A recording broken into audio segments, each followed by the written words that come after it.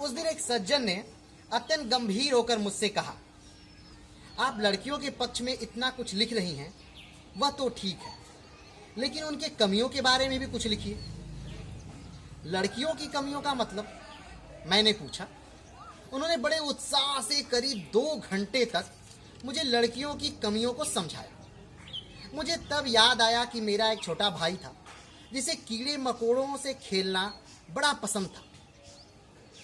एक दिन वह अपने पैरों से एक छिपकली को मार रहा था और मुझसे कह रहा था, देखो बुबू, छिपकली कितनी बदमाश है, पूंछ हिला रही है। जो कुचल कर मार रहा है अपना अपराध भले ही उसे ना मालूम हो, लेकिन जो पिस रही है वह तो जानती है कि छिपकली खुशी से पूंछ हिला रही है या पीड़ा से। नमस्कार, मैं हूं पार्थ और आज मैं आप सबके सम्मुख एक नई रचना लेकर उपस्थित हुआ हूं जिसका नाम है औरत के हक में, और इसकी लेखिका हैं तस्लीमा नसरीन। तस्लीमा नसरीन मूल रूप से तो बांग्लादेश में कभी रहती थीं, लेकिन जब उनकी पहली पुस्तक इस समाज में आई और बांग्लादेश में आई लज्जा, उसके बाद से बांग्लादेश सरकार ने उन्हें वहाँ से बहिष्कृत कर दिया, वहाँ से निकाल दिया। उसके बाद वो दिल्ली आ गए और दिल्ली में आकर के लेखन का कार्य उन्होंने करना प्रारंभ किया। एक डॉक्टर के तौर पे उन्होंने समाज की काफ़ी सेवा की और समाज के जड़ तक पहुँची। मैं कितना कुछ कहूँ ये मुझे समझ में नहीं आता। लेखिका अपने पूरे गम को इस पुस्तक में उड़ेल दिया है उन्होंने। औरत के हक की बात जो उन्होंने इसमें की है, सच में वो कहीं भी आपको नहीं मिलेगी। मुझे लगता है कि हर उस लड़की को जिसे इस समाज में जीना है, हर उस लड़की को जिसे एक नया मुकाम हासिल करना है, हर उस लड़की को जिसे अपना नाम बनाना है, इस पुस्तक को जरूर पढ़ना चाहिए। और हर उस लड़की को भी पढ़ना चाहिए जो कि एक अपराध करता है उस लड़की के साथ। उसे भी जानना चाहिए कि वो क्या गलत करता है, क्योंकि ये चीज़ें समाज द्वारा हमारे परवरिश में कब भर दी जाती हैं हम नहीं जान पाते।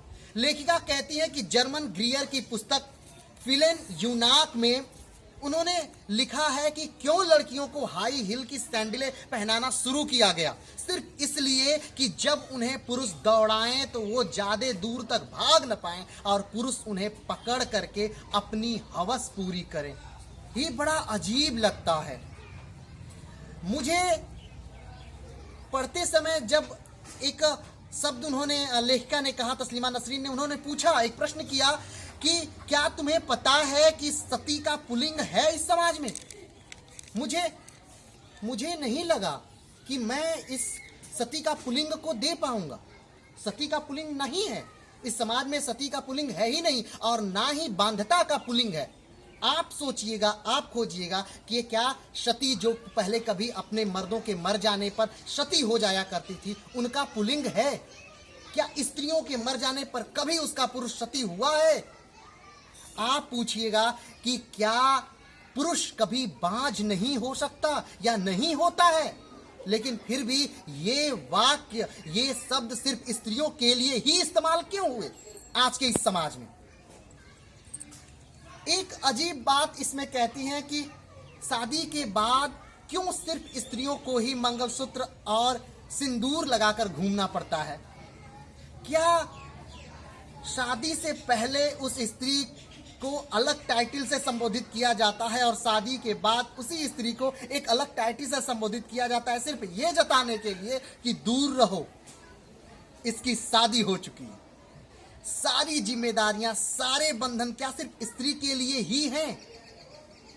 ये आपको सोचना है, ये आपको देखना है कि किस प्रकार से एक समाज जो कि बध रहा है, जुड़ रहा है, वो किस प्रकार से खंडित हो रहा है। यहां तक कि जिससे हम सीखते हैं, चाहे वो पुराण हो, चाहे वो कुरान हो, चाहे बाइबल हो, कहीं भी उनके समर्थन में कोई बात तक नहीं लिखी गई। कुरान में कहीं ये कहा गया कि इस स्त्री को तब तक मारो, अगर स्त्री संभोग के लिए मना करती है तो उसे तब तक मारो जब तक कि वह हाँ ना बोल दे। ये कहाँ का समाज है? उपनिषदों में भी ये बातें कई बार आई कि उससे तब तक प्रताड़ित करो जब तक कि वो हाँ ना बोल दे। मेरे समाज में विधवा होने के बाद विवाह बड़ी मशक्कत से होता है, लेकिन एक पुरुष एक स्त्री रहते ही सैकड़ों विवाह कर सकता है। ये कहाँ का समाज है? सिर्फ एक जाति को, सिर्फ एक व्यक्ति को, सिर्फ एक समाज को ही सारी यातनाएं झेलनी है। ये आपको डिसाइड करना है।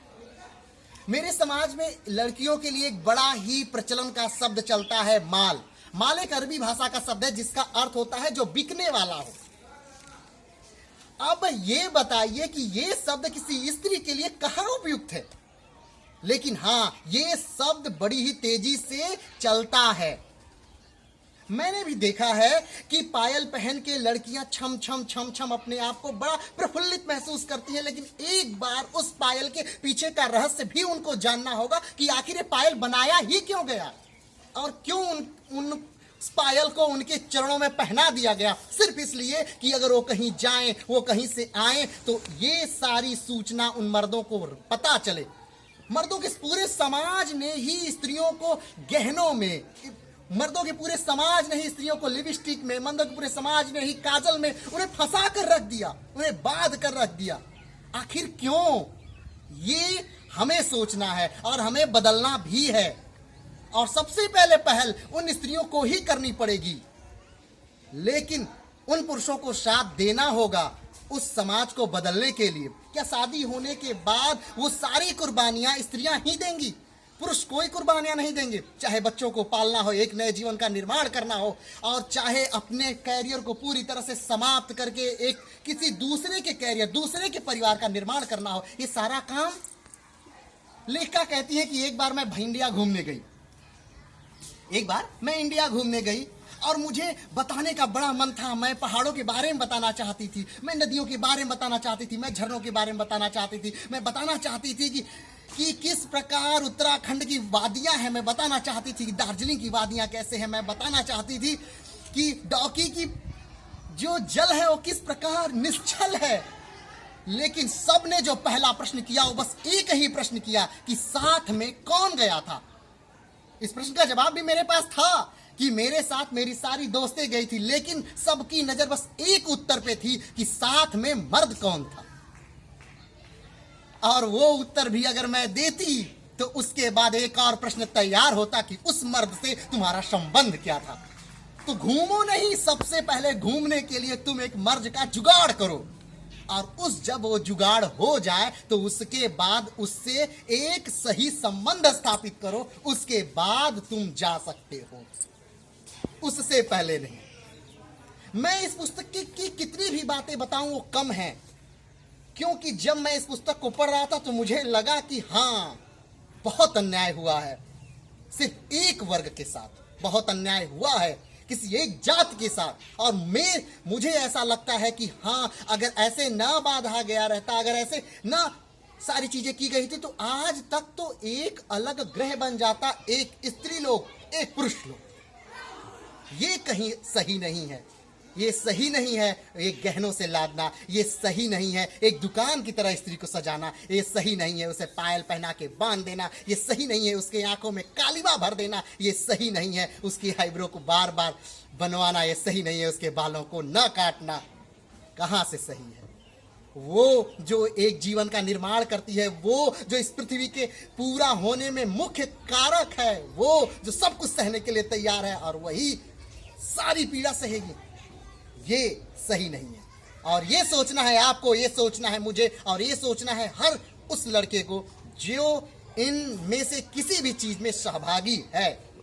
तो आज के लिए इतना ही। आगे के लिए फिर मिलेंगे हम एक नए अंक के साथ, एक नई पुस्तक के साथ, एक नई रचना के साथ। तब तक हंसते रहिए, मुस्कुराते रहिए, खूब पढ़ते रहिए। नमस्कार, सत श्री अकाल, जय हिंद।